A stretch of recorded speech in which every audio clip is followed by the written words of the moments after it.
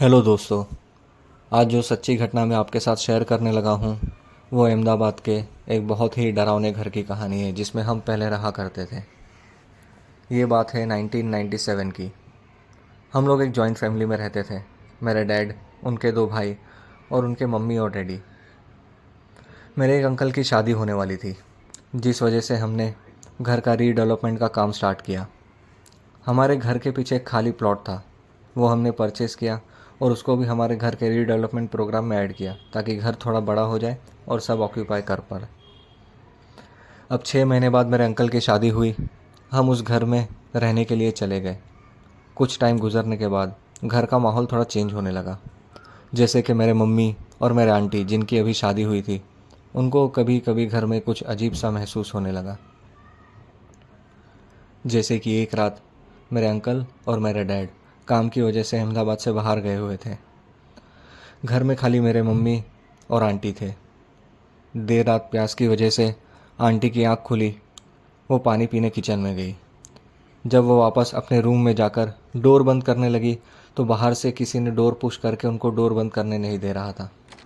ये देख मेरे आंटी की चीखें निकल गई। उनको ऐसा लग रहा था कि कोई बाहर से पुश कर रहा है और उनको ये भी पता था कि घर में मेरे मम्मी और मेरे आंटी के अलावा कोई नहीं है। उनकी चीखों की आवाज़ सुन के मेरे मम्मी उनके रूम तक दौड़ी चली गई। जब वो रूम के बाहर गई तो देखा कि आंटी रूम को बंद करना चाह रही हैं, लेकिन वो दरवाज़ा बंद नहीं हो रहा है। मेरी मम्मी ने मेरे आंटी को कहा कि आप दरवाज़ा छोड़ दो, क्योंकि वो बाहर खड़ी थी।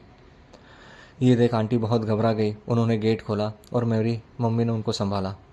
ये सब बातें घर में जब डैड और अंकल आए उनको बताई गई, हमारे दादा को बताई गई, लेकिन उन्होंने कोई बहाना बना के ये बात टाल दी। कहा कि कुछ फंस गया रहेगा दरवाजे में या ऐसा कुछ हुआ होगा।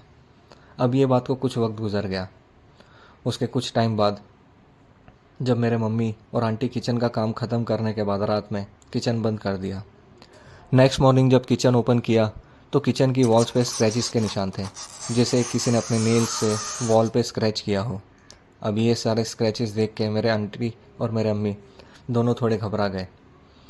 अब ये चीज़ें अक्सर होने लगी। रात में किचन बंद करते, सुबह स्क्रैचेस के निशान और बढ़ जाते। यहाँ तक कि मेरे मम्मी ने स्क्रैचेस के निशान पर रात को मार्क लगाना चालू कर दिया पेंसिल से। जब नेक्स्ट मॉर्निंग किचन खोलते तो मार्क से आगे स्क्रैचेस होते। ये सब चीज़ सारे घर वालों ने देखी और सबको लगा कि घर में कुछ गलत हो रहा है। इसके बाद मेरे दादा के साथ एक वाक़या हुआ और वो वाक़या कुछ ऐसा था कि जिसने हमें घर छोड़कर चले जाने पे मजबूर कर दिया। हुआ कुछ ऐसा कि एक रात जब सारे घर वाले सो रहे थे तो किसी ने मेरे दादा को उठाया। जब मेरे दादा उठे तो उन्होंने देखा कि उनके पास एक काला सा साया खड़ा है। वो साये का कोई फेस नहीं था, एकदम ब्लैक फिगर था। उसने दादा को कहा, ये घर अब मेरा है, इसको खाली कर दो, वरना यहाँ आपका या आपके अपनों का खून बहेगा। ये बोल के वो दादा की आंखों के सामने ओझल हो गया। मेरे दादा ने रात में किसी को उठाना सही नहीं समझा और वो सो गए। जब सुबह उठे तो उन्होंने देखा कि घर के डोर के ऊपर खून के स्प्लैशेस हैं, छींटे हैं। और उन्होंने ये सारी बातें जो उनके साथ रात में गुजरी थी वो घर वालों को बताई। ये सब सुनने के बाद मेरे डैड ने मस्जिद के एक मौलवी साहब को घर पे लेके आए और उनको सारी बातें बताई। सारी बातें सुनने के बाद और घर को देखने के बाद मौलवी ने कहा कि ये घर आप छोड़ दो, वही आपके लिए अच्छा है, क्योंकि ये घर में जिन्नातों का एक कबीला रहता है और ये कबीला काफ़ी टाइम से नहीं है, क्योंकि आपने एक रीडेवलपमेंट के टाइम पे जो प्लॉट लिया था वो प्लॉट में ये रहा करते थे। अब वो आपके घर में आ गया है प्लॉट, तो जिन्नात भी आपके घर में आ गए हैं और वो इतनी आसानी से जाएंगे नहीं। ये बातें सुन के हमने एक हफ्ते के अंदर हमारा जो घर बसाया हुआ था वो पूरा खाली कर दिया। वैसे तो अब हम मुंबई में शिफ्ट हो चुके हैं, पर अब कभी अहमदाबाद जाना होता है तो वो घर खाली दिखता है। वो आज तक खाली है और आज तक वैसे ही वीरान है। मैं उम्मीद करता हूँ दोस्तों, आज की कहानी आप सभी को पसंद आई होगी।